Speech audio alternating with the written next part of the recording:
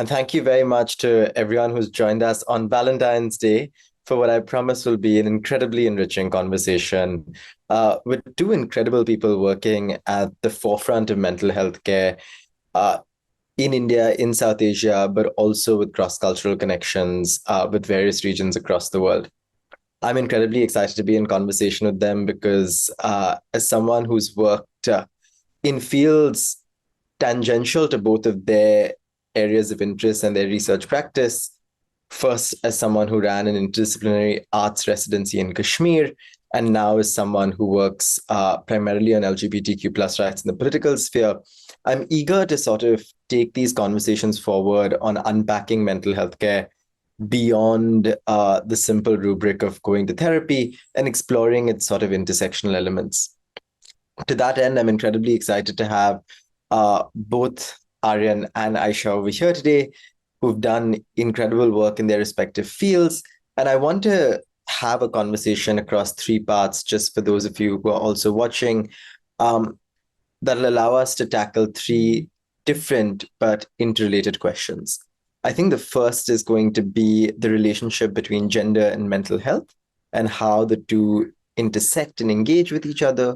The second is going to involve what approaches we take towards mental health care, both in terms of access and in terms of the sort of tools we use in providing this care when we deal with intersections of gender and mental health care and other marginalized identities.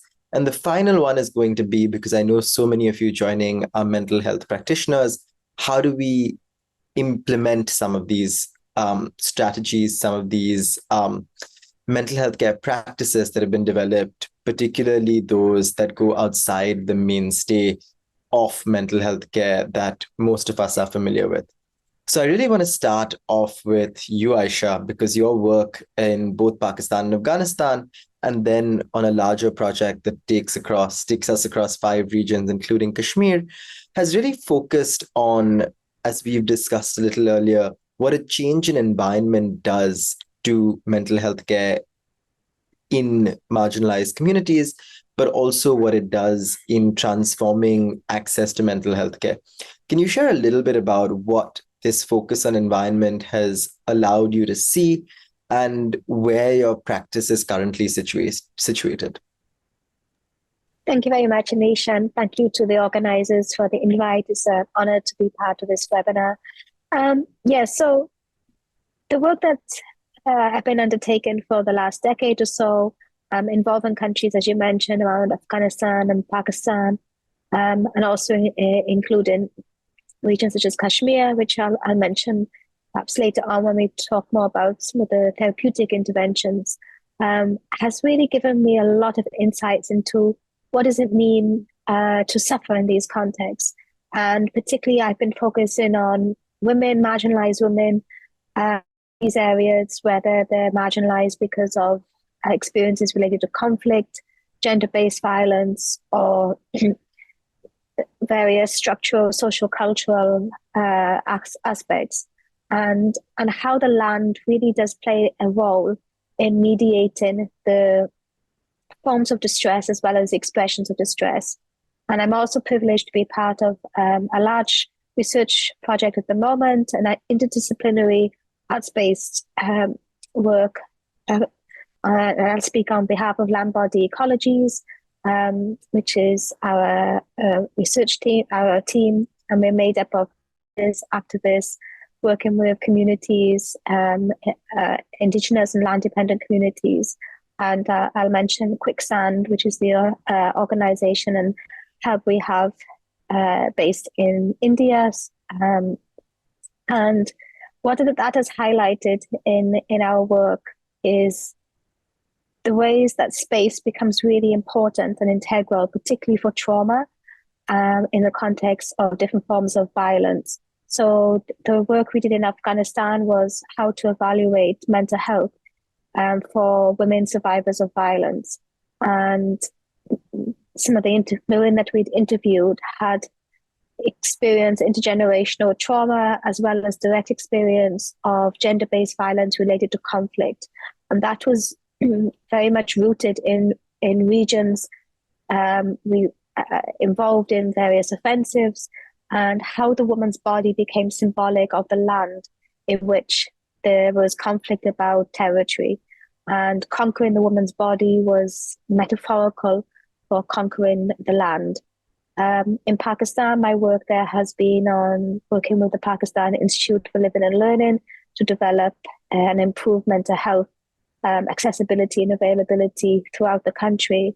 I'm particularly working on a project at the moment around Indigenous mental health in some of the rural areas and the experiences of marginalized women and the impacts of the environment. So when there are global health initiatives such as counterterrorism policies, particularly in the north of Pakistan, or changes in the environment, so because of various changes in the climate, changing patterns of the rivers, shrinking of spaces where women would typically be gathering, for example, to collect water.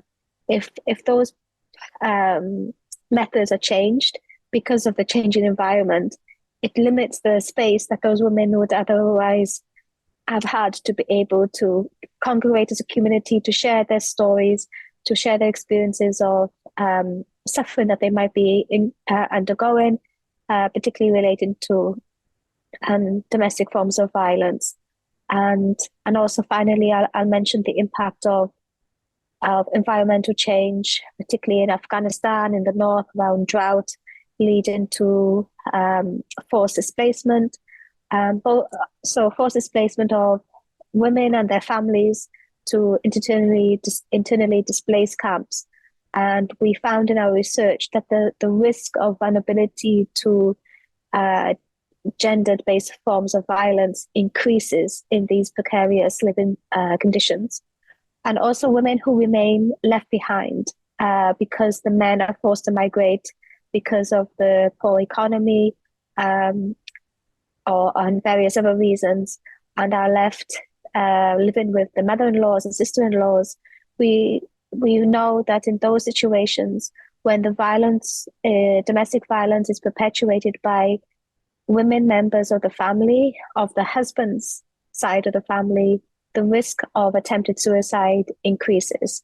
So we really do see these gendered aspects related to responses to what is going on with the land, traumas of the land, infiltrate and penetrate the psychological impact of such traumas of women. Thank you, Aisha, because I think a lot of the ways in which your work really speaks to me is by highlighting the scale of these challenges, right? I think it puts it in a completely different perspective when we realize that the environmental changes that are happening affect populations at a scale unlike we've seen ever before, at a moment when it's only going to get worse. And I wanted to turn to you, Aryan, because I think in many ways, we've been able to slowly come towards a way in which we study the impact of these changes on marginalized communities, particularly women or across gender. But the conversations that we've had have been quite interesting because you've complicated the other side of this equation, right? How do we then understand how individuals navigate these changing circumstances given their identities? And you've spoken about how gender operates not as a single sort of monolithic entity, but in three sort of separate ways, and is added to the experience of gender being combined with the experience of people navigating the world with their bodies. So can you share a little bit more about how gender and the body fundamentally defines how we navigate the world and how that has profound implications for mental health care, mental health, the mental health crises we face, and how we tackle them?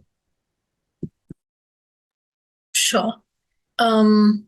So I always believe that any kind of identity politics is not just as an identity politics, but it is also the human experience.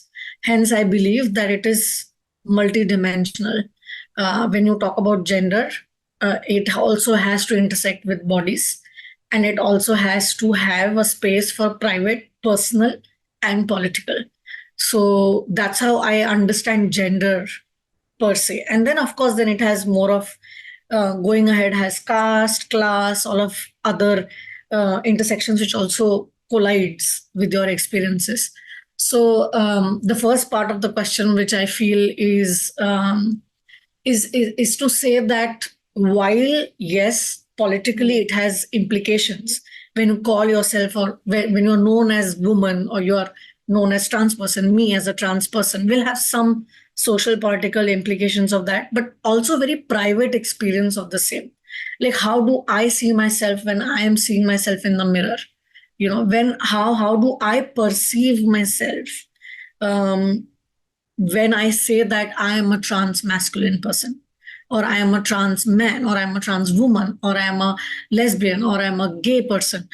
So that is a private experience, which is also designed by the social experience, social fabrication, starting from your families, from your first parent to then the family, and then the relatives, and then you go to more, micro and macro concepts in that way. But it's also very important to know that these are not like independent, but do have an individual experiences of its own. Like, as a trans person, I would hate myself to go to the washroom, when I am in the mall, because it's very difficult for me to access washrooms.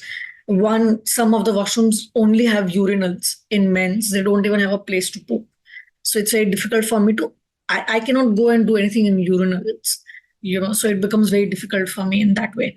But whereas I'm at home, I feel much safer to use the same space of washrooms, or at my friend's place, it's much more safe to use in that way. So hence it is also personal, but also very private, where I'm also viewing myself. It's not just me interacting. It's not just the world interacting with my gender, but I'm also interacting with my own gender.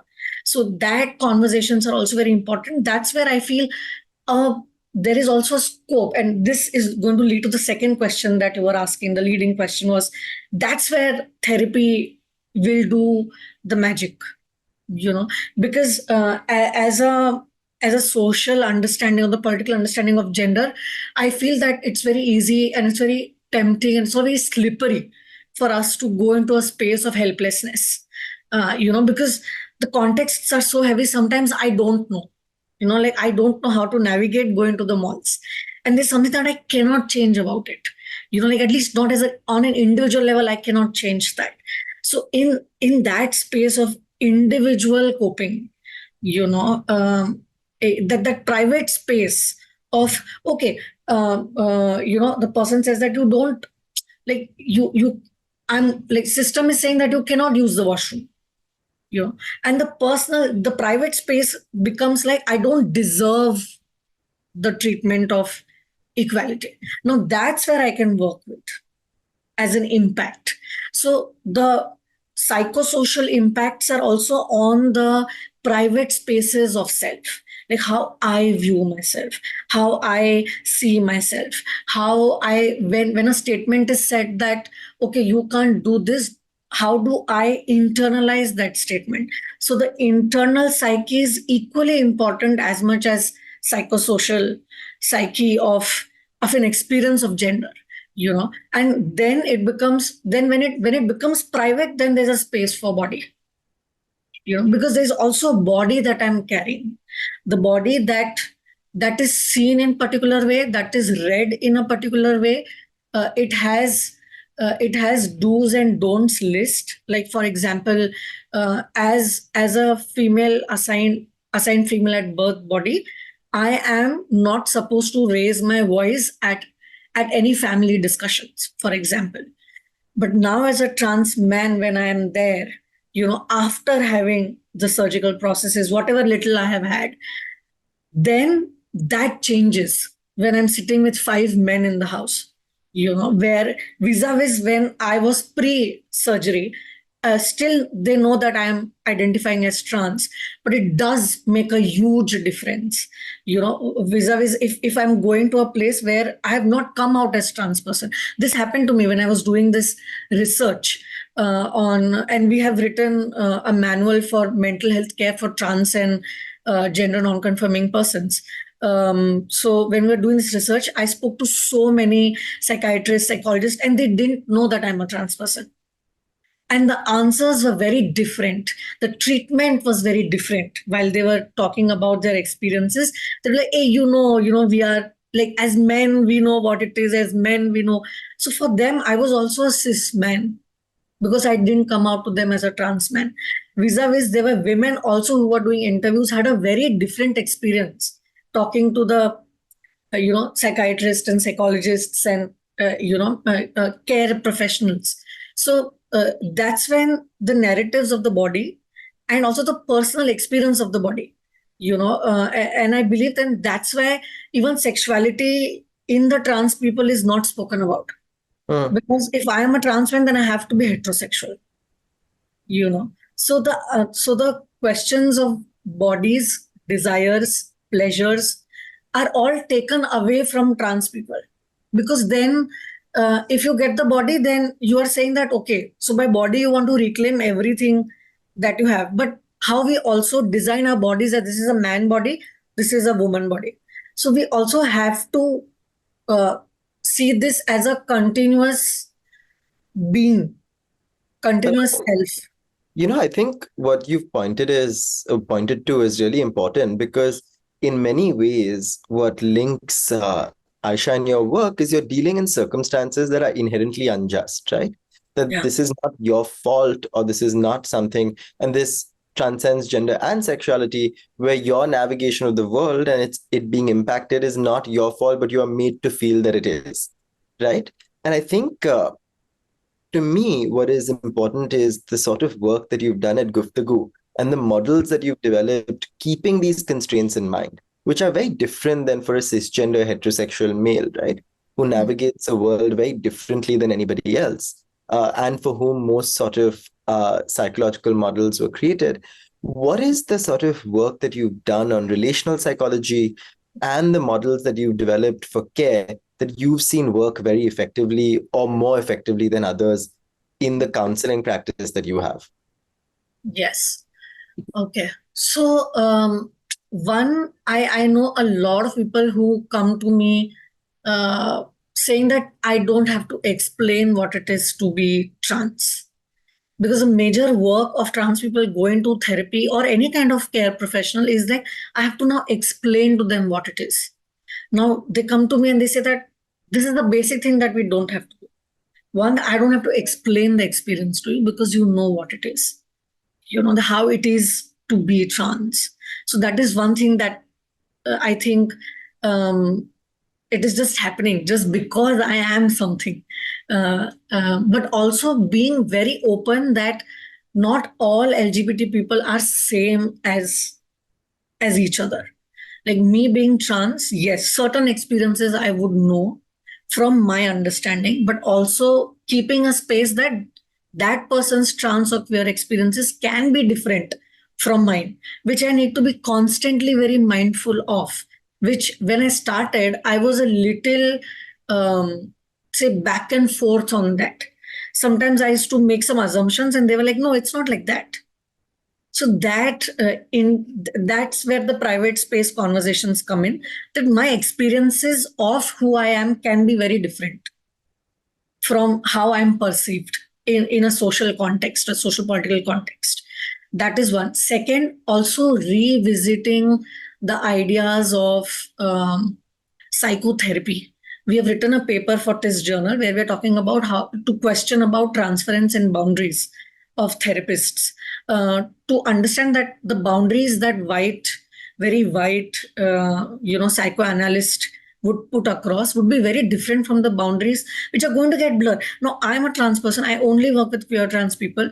So it is inevitable for me to not meet trans people in the events that I go to.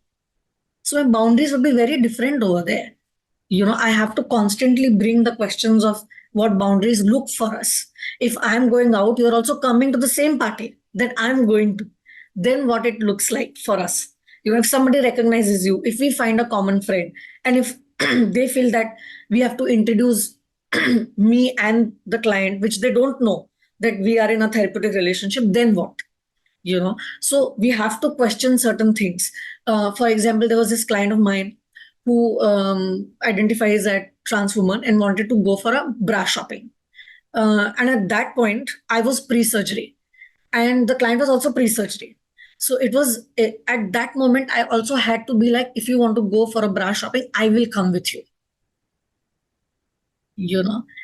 Because it's easier if I'm going to say that I need a bra than for people, he going and saying that I need a bra.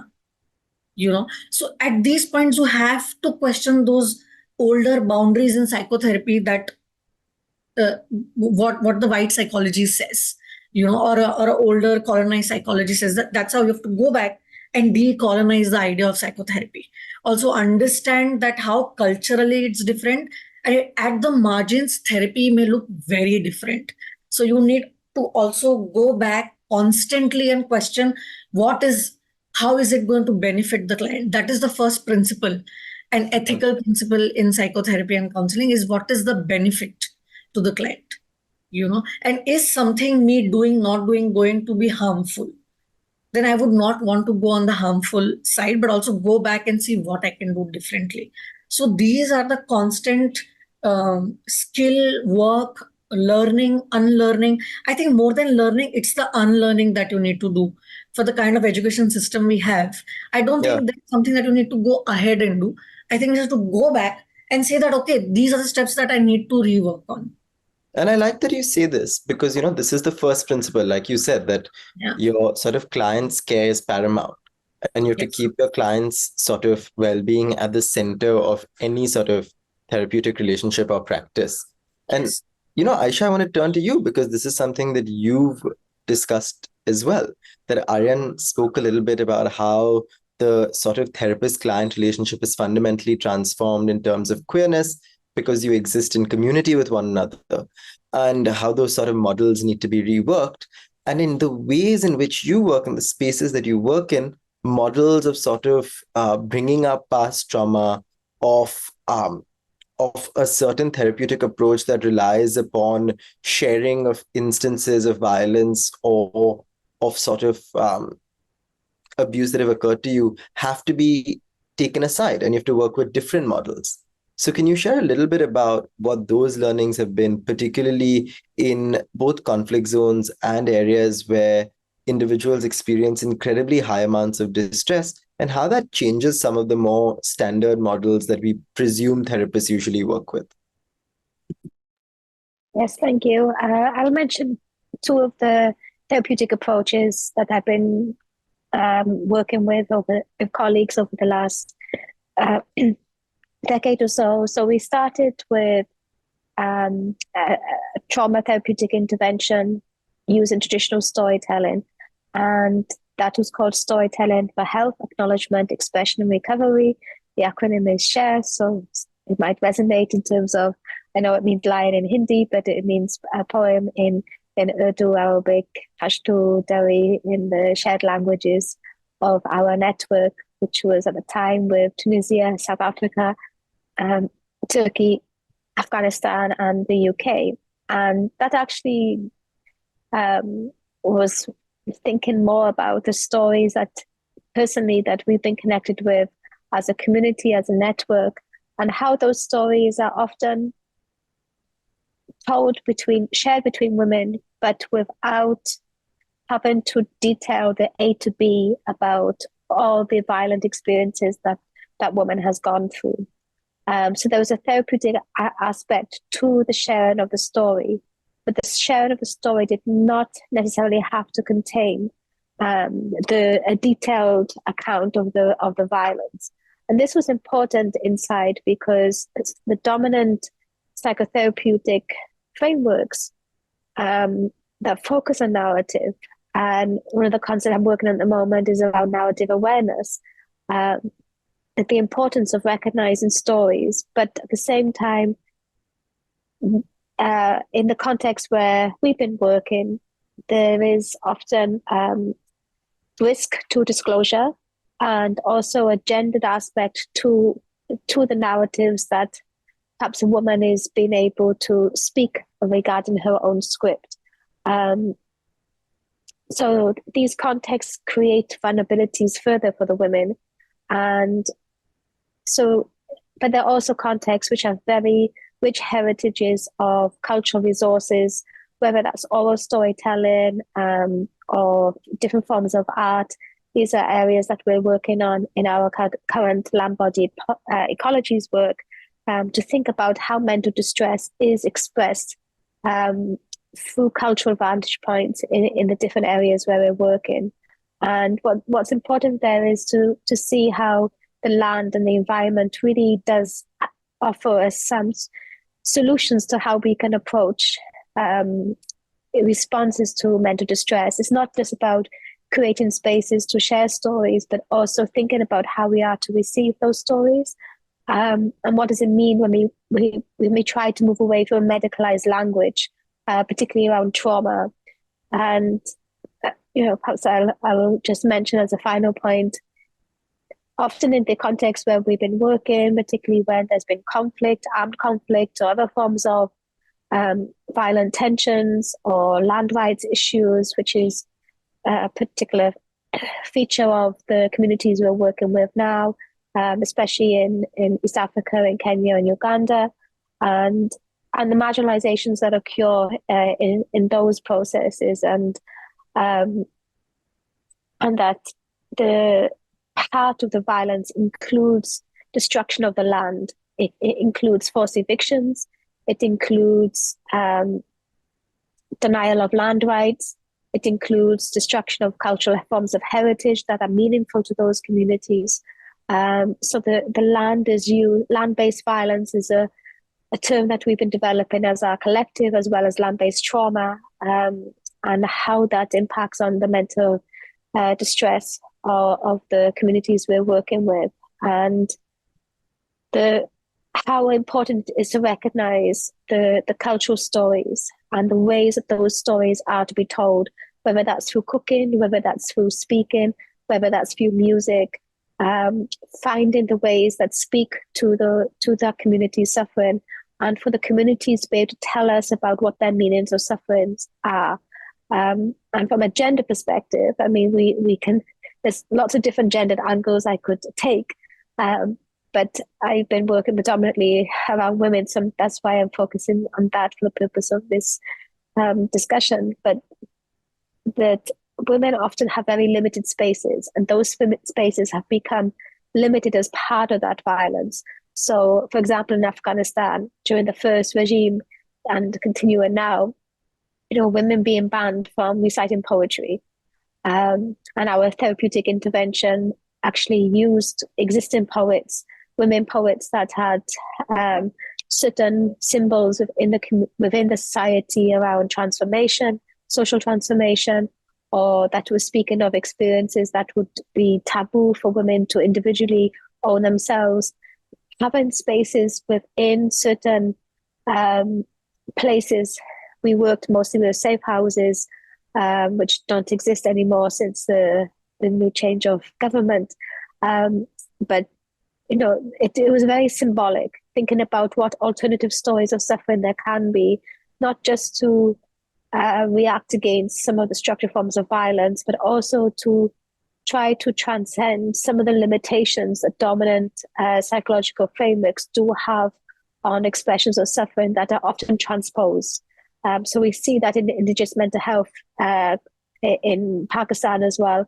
The barriers that happen and the marginalization that happens on an unintended basis when there are cross-cultural gaps about not understanding what a story means to be shared, and how not recognizing when a story is actually being shared. So I think the land has a lot to teach us about how we relate to it.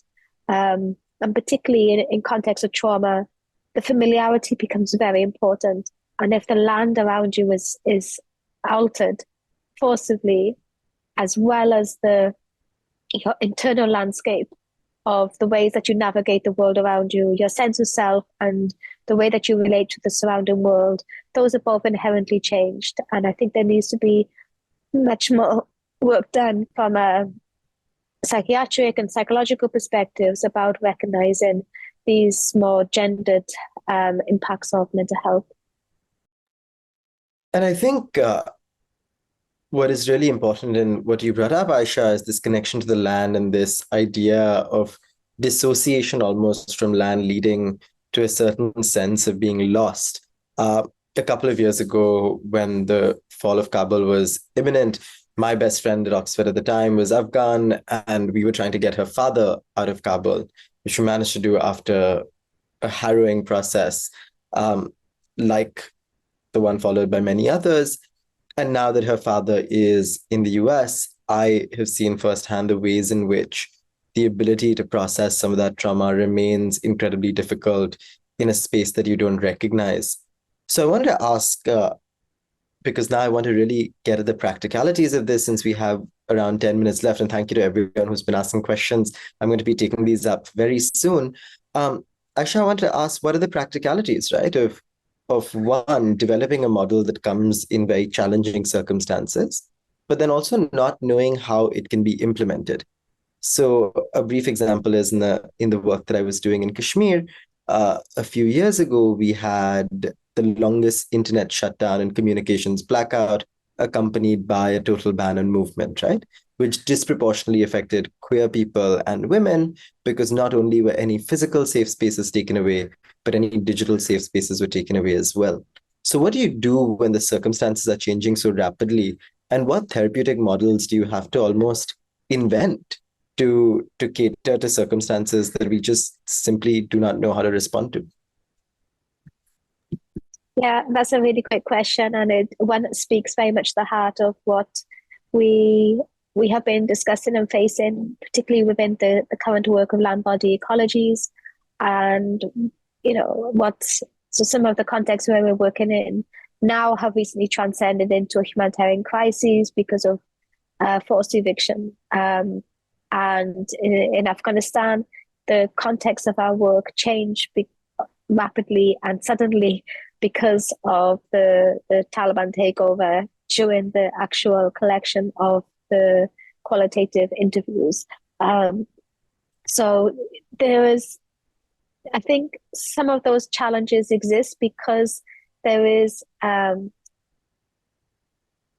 think when you're as a researcher and you're looking at ethics approvals and you're planning out your research, there is a tendency to think, oh, this is going to be fixed, and there is not really much space for change.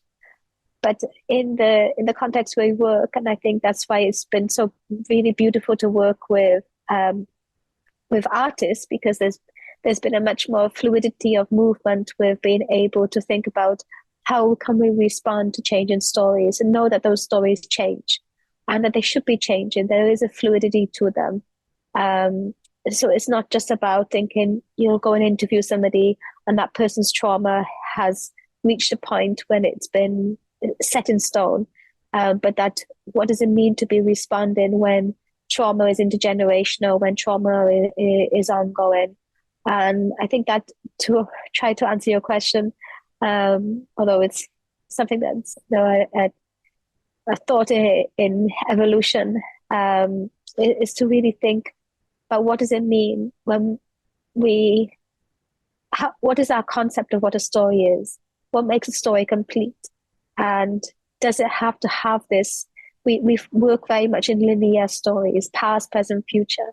But again, that's looking at it from a very temporal sense. If we have more of a spatial lens to view mental distress, whether that's trauma or other forms of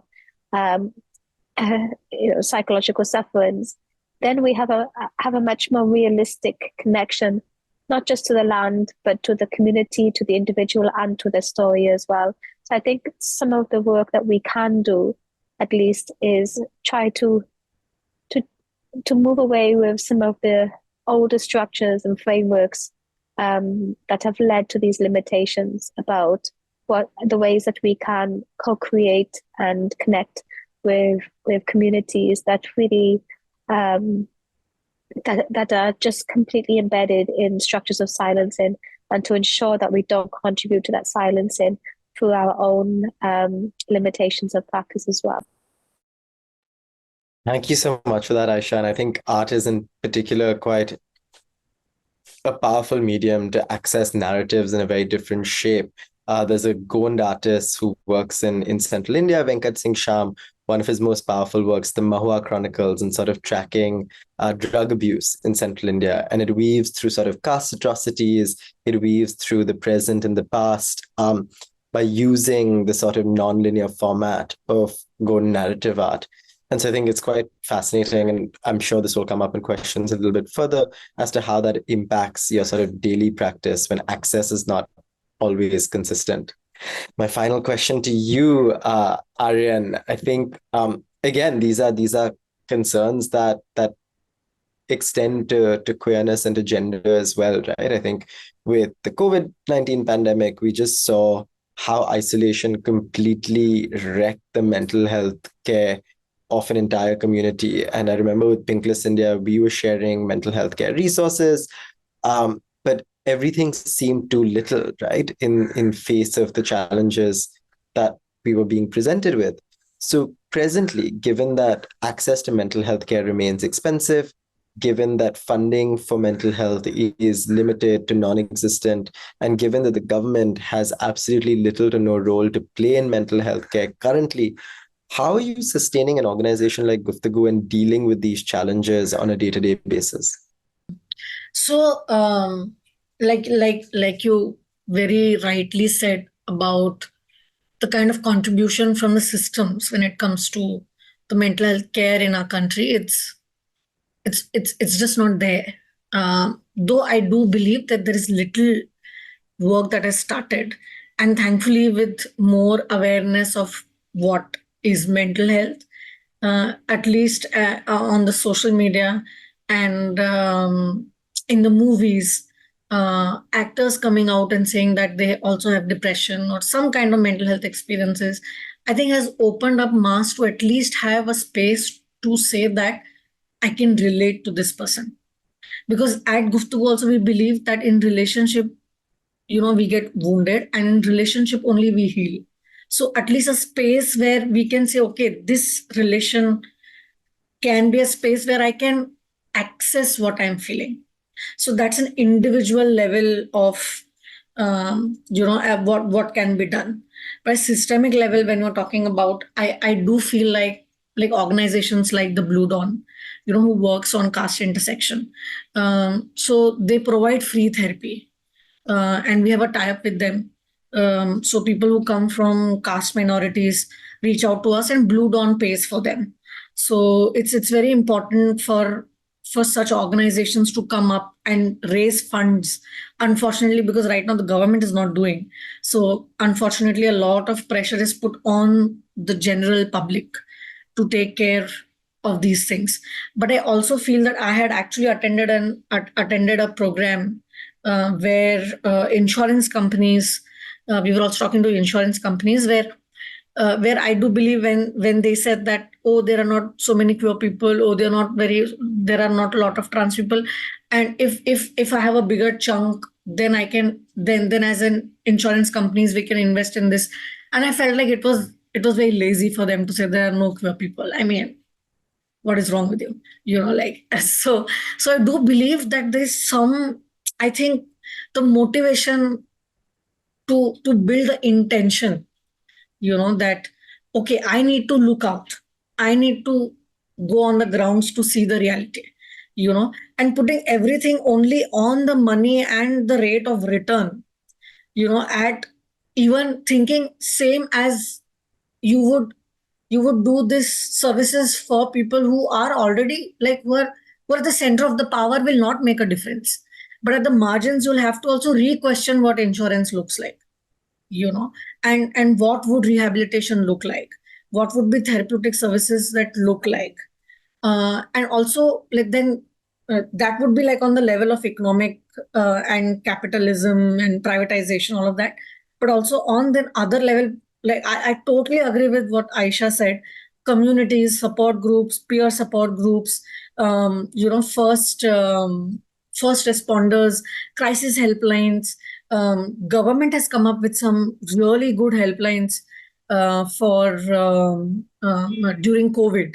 So I do believe that these, even if these are the things, if they have been taken care of, I think because look at the population that we have. So nobody is going to be out of business.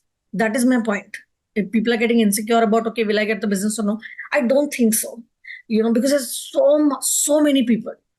But also this also means that the gap is like 90% of the gap between the caregivers, like the care providers and people who are seeking for help. So I do believe the gap has to be filled by NGOs, and we all have to come together. Therapists to provide sliding scale, pay what you want, services. Say maybe for example, I cannot afford individual therapy, so at least I have an option of group therapy where I can pay less but also have an experience of some therapeutic intervention. So I do believe that this has to be worked on the multi-layer level and not just as one level. And also, all care professionals, like I have also, like me, not just I, but as community, we all also have issues not only accessing mental health care but also physical health care for that matter. Like I couldn't take testosterone because during COVID, because my doctor said, like my GP told me, this has not been told as an important or necessity nahi hai in COVID. This is not an essential product. So I cannot give you hormones. Please don't come. So for that 9 months, I couldn't take testosterone.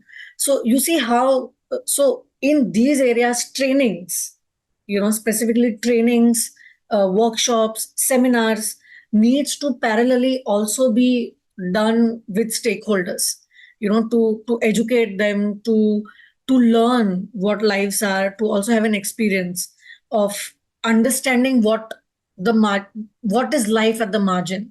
What are the needs of the margins, what are the needs of people who are actually on the ground uh, facing atrocities. So I believe that gap has to be, that the glass window has to be broken, where these two class can come together and have a conversation, or at least have a mediator who can have a conversation and fill that gap. I think I want to pick up, and because I think you raised some incredibly important points, ranging from one, the lack of individual support, but also going towards more broader cultural shifts that are currently occurring. But one strand that I want to pick up, because this is coming up in the questions right now, and people, please feel free to keep asking questions, and I'll sort of pick and try and weave them as best as I can into this narrative that we've built so far. Ayesha, I wanted to ask you, building upon what Aryan said about peer groups, what non-traditional forms of mental health care help in making access to care easier, which is a question that's come up. What are the sort of non-traditional forms that you've worked with? Which ones do you think have been very effective? And can you share a little more about those? Yeah, I think creating more natural environments for story sharing around suffering is important, particularly in contexts where there are very little resources and where available resources do tend to be very medicalized and focusing on diagnosis and some pharmaceutical form of treatment. I think that those spaces also become very symbolic. They, particularly when you have a population community such as marginalized women in a particular region that have these shared experiences but don't have spaces to be able to reflect on these, express them, or to be heard in terms of what they are going through. So those spaces become symbolic, but it also, the collective suffering needs a collective healing response. So those natural spaces do become symbolic, and that is one of the goals that we had for the particularly in the work that originally in Afghanistan around women's spaces, to be able to discuss their meanings and reflections about pivotal stories that were present in the society, and that transcended educational ability as well. The role of poets, the contemporary stories or stories that were more orally passed down for generations, but spoke to what they might be living through at those present times. That became effective for allowing that sharedness. And we saw through our research that one of the strongest therapeutic benefits was the experience of having a good listener, which in those contexts, because of the kinds of reasons why women were suffering, talking about the impacts of being a survivor of violence was very taboo. And it led to some harmful reactions, included from health professionals. So to be able to have that experience of a good listener, and to the knowledge that even if sharing their story will not change their story directly because of some of the limitations in the social culture context, but that sharing their story might be of benefit to other women who were suffering in similar ways, that also had therapeutic benefits. So I think thinking about mental health responses more broadly outside of clinical settings becomes important, particularly in contexts where there is no post-trauma, where it is ongoing. And how does this, because this is a question that's come up and this is something I struggle with, how does this engage with spirituality and religion when you're engaged in therapeutic practices with people for whom faith is incredibly important? Because it can simultaneously be the site of reassurance, but also a site of continual violence, right? As someone who struggles with faith, I think, how do you grapple with those questions in a therapeutic practice? I mean, there's positive and negative forms of coping around religious practices and religious healing. And rituals do become very important in those contexts. And particularly when you're thinking in at least I'm thinking of some of the conflicts that I've worked with and how religion is part of those conflicts or certain aspects of that religious narrative. But also religion becomes very complex. It has its own stories to it, and that can vary from whether you're Muslim in Turkey compared to if you're Muslim in Pakistan or Muslim in Afghanistan, and wanting to celebrate festivals such as the Persian New Year, but that might be being perceived as pagan by some of the extreme religious ideologies that were involved in the armed conflict. So again, finding ways that religion can be used as a positive coping strategy, but also ability to recognize that person might have had negative experiences related to religion as well. Some of the cross-cultural approaches, I think, that need to be avoided and that can create unintended harms is when it's assumed. I see that particularly in the UK when we're thinking about transcultural psychiatry, and I'm a member of the special interest group of transcultural psychiatry, the Royal College of Psychiatrists, and one of our aims is trying to improve this aspect of cross-cultural mental health care, and it can often be default. This person is from this particular religion, therefore this is their beliefs, and therefore we should treat them in this way. But sometimes that person's had to migrate because of religious persecution, because they've transcended some of the expectations related to that religion in their country of origin. And it can be very difficult for that person then to say, actually, I don't want to practice my religion so there are lots of complications around that. And I think it's really important to be understanding of the fluidity of religion, and particularly that often people do go through those struggles between positive and negative aspects of coping for religion, and that not everybody in a community that is identified as being this of a particular religion is going to want to embrace religion as part of their healing, but then some might want to do that. And how that might be very much structured into some of the forms of harm and violence that they're experiencing. So in some of the contexts where I work, it would be very taboo for a woman to enter a mosque, even especially on a Friday prayer. Whereas, that might be a place where men might be able to access, and might be a space where therapeutic interventions might be, or mental health can be addressed. But that would not be open for some women in some contexts. So I think, again, understanding the context is really important to know how we can respond and to understand what the community needs are.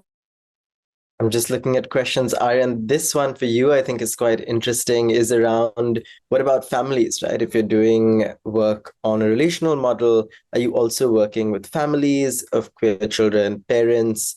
Are you taking them on as clients? What does that relationship look like? And what does providing care or providing guidance look like in that context? Family intervention is very important part of working with people on the margins, because when we speak about relational psychology, it's just not me as a person, as an individual, but my relationships with each people, with each different systems. So yes, there are so many parents who reach out to me directly, say that we want to have some sessions with you because our child is queer or trans, non-binary, etc., etc. Or sometimes children get their parents saying that we would want to have some of the sessions with parents also while we are coming to you. So yes, both of these, we have discussions, and the space for disagreement is as much as accessible as for their child. Yeah. But then also, this is also a part of family systems therapy, where we also need to understand what's happening between the family members themselves while they are tackling the similar issues of gender and sexuality. So it's just not me who is tackling this, but it is also us tackling the similar issues. So yes, there are a lot of resources. There's also a group called Swikar, parents of rainbow children. So and they do amazing work. So sometimes I get them, join them. Sometimes parents reach out to me through Swikar and say that we want to speak to Aryan about our child, or about the issue on gender. So yes, psychoeducation, for that matter, I would rather than saying psychoeducation, I would rather say the education and the awareness of how it goes, what happens, how it is, like how would the life look like for your child, or even understanding. I think very important thing that we don't really talk about as queer people is the loss of the parents. The loss of the script of the child, because now they're not going to have a heterosexual or or a cisgender person. So that is also a loss for them, suddenly not having the life that they thought. So also loss and pain of the parents is extremely important to be addressed. So processing, I would go back to Ayesha and take it from her, is also that processing, space for processing is very important. And that is what we at Guftagu, or me at Guftagu, tries to create. Thank you, Aryan. I want to ask you, Aisha, a related question that's come up for you specifically, which is how do you create these spaces of care, right? What is your experience? Shilpa has asked a question around, please share your experience of bringing individuals or their families together for forming a peer group, especially when they're skeptical about sharing their problems with anyone outside of their families. How do you navigate that? How have you found storytelling to be effective? Any experiences on this front? Thank you. And I think it's been very much determined by the context where we've worked in, but working with NGOs. NGOs are the backbone of community healing that NGOs can structure and provide is incredible. And at least in Afghanistan and also in Kashmir with the NGOs that we've worked with and continue to work with now as well in the communities with land body ecologies, that are often forefronted by individuals who have these experiences of the suffering that they're trying to respond to on a wider societal basis as well. That has been really integral to the relationships that we've been able to form with the communities, and the researchers who have been part of those NGOs, who have been the ones who are able to establish rapport and relationships with the participants. So we had, for example, in Kabul, my researcher was just exceptional, and some of the interviews, that qualitative interviews and semi-structured interviews around, for the women to share their stories, although we made sure we did not ask directly stories around violence, but we would ask other questions that gave space to elicit that response. So asking, can you tell us a poem or a song or a story of your childhood? And then could you reflect on one that might speak around suffering, and why do you think that is a story of suffering? Those responses will give very much an indication of the lives that have been lived. So responses such as, well, I did not have anyone to tell me a story because I was an orphan. My parents were killed in a conflict-related form of violence. This does indicate much more than if you ask directly questions around violence. And so working with those communities, and in the work we do with land body ecologies, ensuring that the questions that we discuss in those interviews are questions that have been generated by the communities themselves. So rather than going in with set questions, allowing for the communities to tell us what they want to talk about, because this is really important in contexts where there is silencing and where there is violence towards the stories that they do want to share because of what suffering that story might reveal. So I think the partnership with NGOs, I mean, our researcher in Kabul, some of the interviews she generated were over 10,000 words long, mini novellas, because of the rapport that she had with the communities. So I think NGOs, whoever the local leaders are, the researchers, and the communities themselves being researchers in their own research to develop their own therapeutic interventions. So they are the ones who are telling us what well-being means, what healing means for them, rather than it being imposed on them.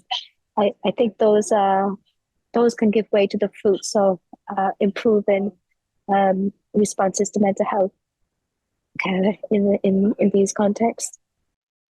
I want to take our last two questions, and thank you for so many of these questions to everyone who's asked them. Unfortunately, I don't think we can get to all of them in the time we have today, but I think it'd be nice to sort of have a penultimate question that's to all three of us, although I don't have far so many to share as Ayesha and Aryan do, but it goes like this. Could you share some anecdotes or personal stories of people you may have worked with, or instances you may have seen firsthand where gender-sensitive mental health care has worked?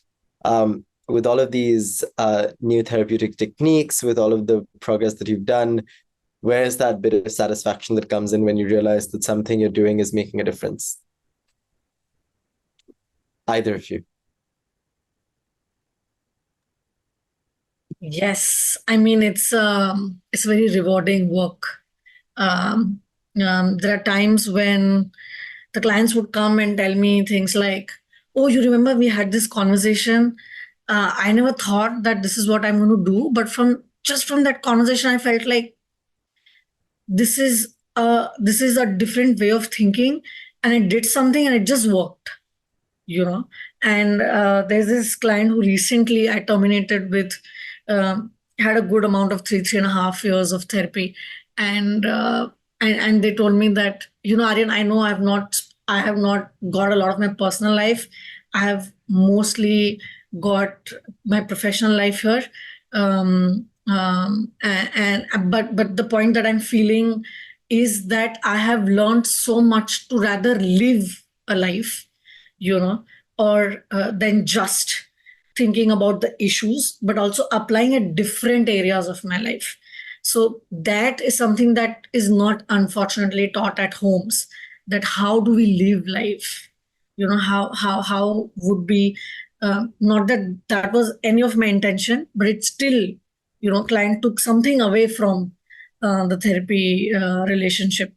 And such kind of sessions really make you feel like, oh, thank God you're making some difference.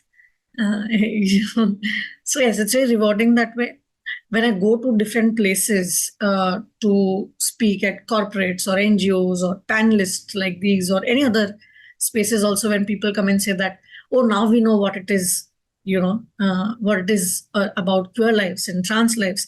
Believe me or not, like so many people have come to me and told me that, oh, we never knew there was something called as trans men.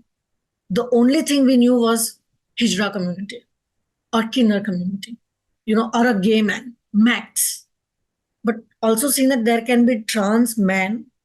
So, just being there out and being visible, that's also been very fruitful for me. And I think for my fellow trans brothers, to just be like, okay, we also exist. The whole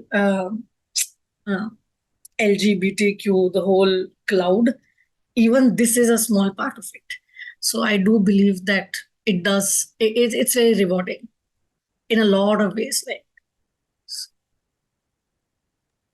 Aisha?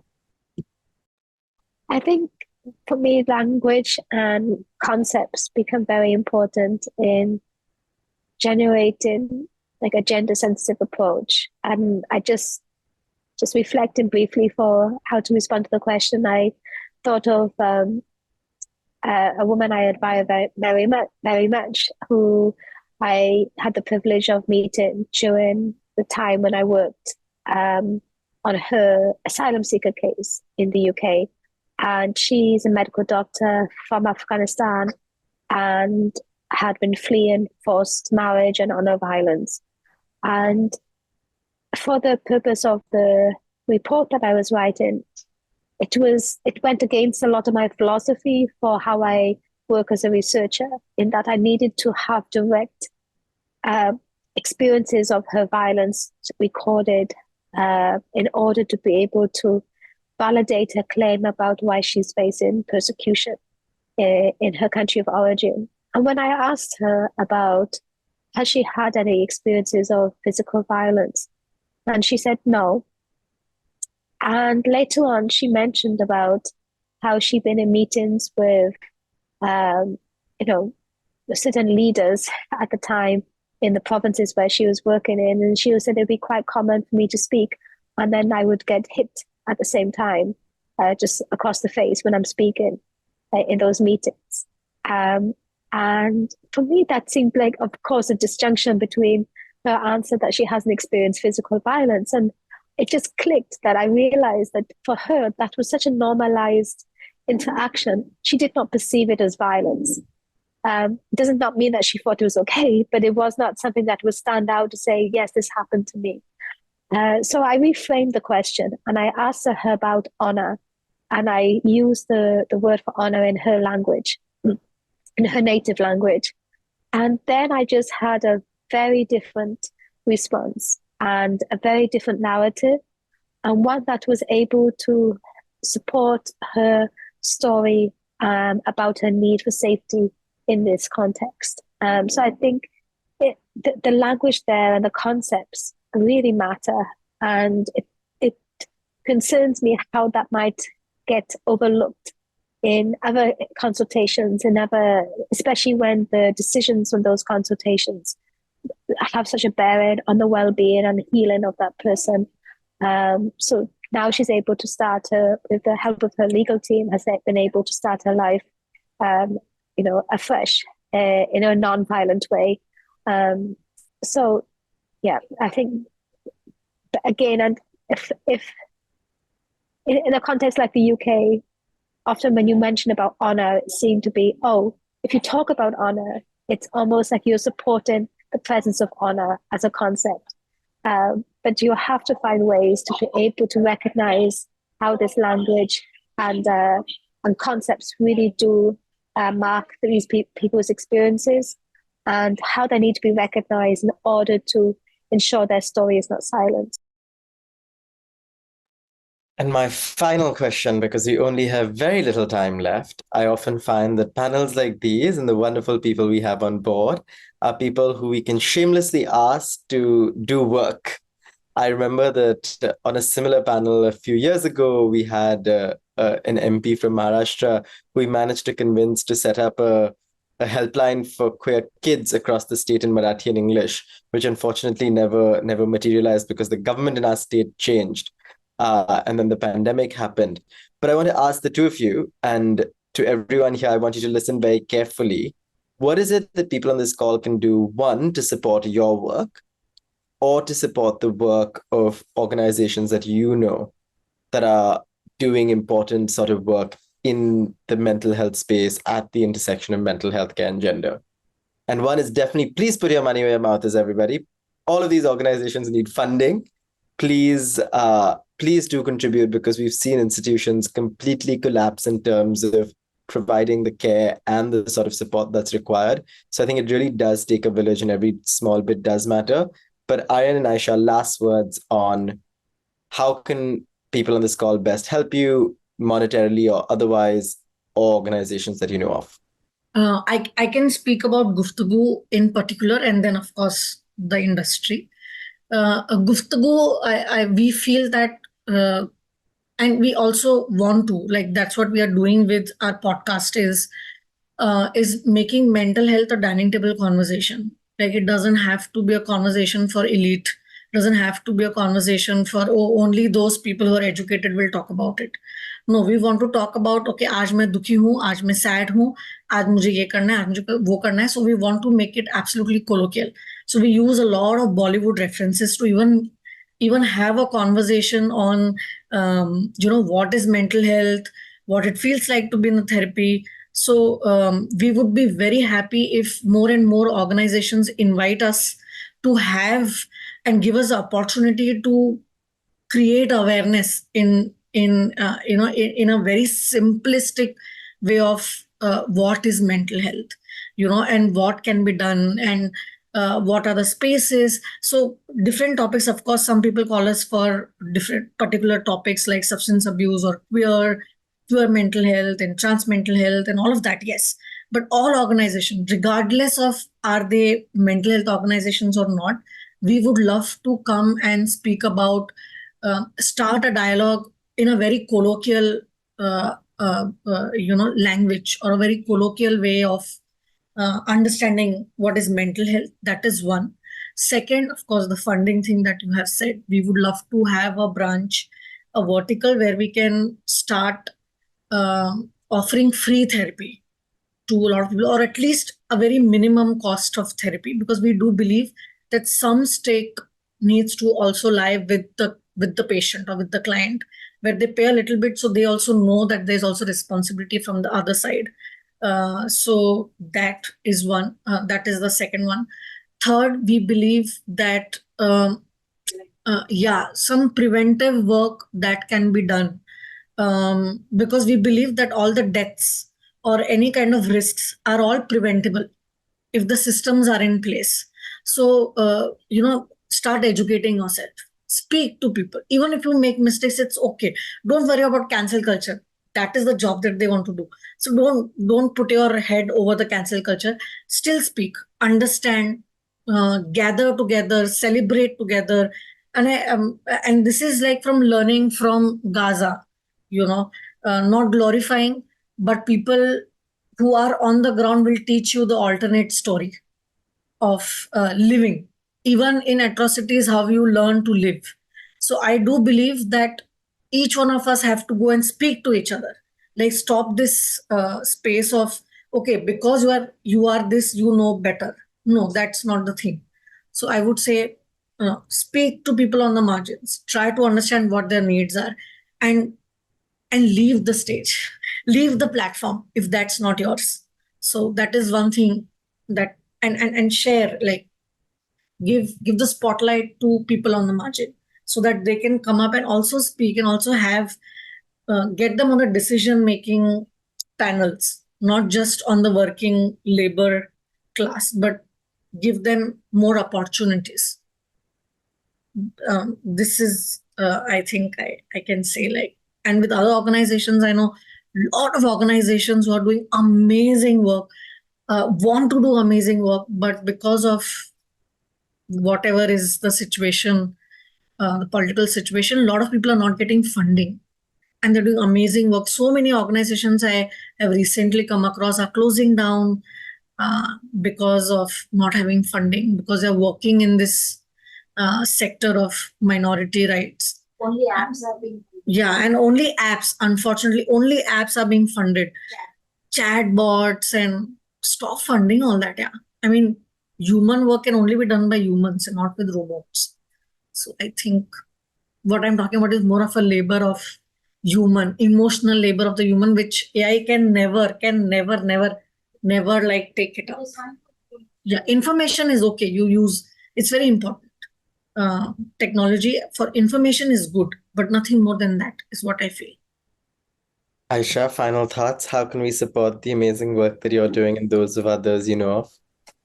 Thank you. I mean, I'll echo what Aryan said, but also add that help us shift the audiences in which we can share the stories. So we have, of course, support of especially outreach and public engagement, but we also need to be able to reach audiences that would not otherwise might not necessarily align with, but might not see the relevance of the work that we do.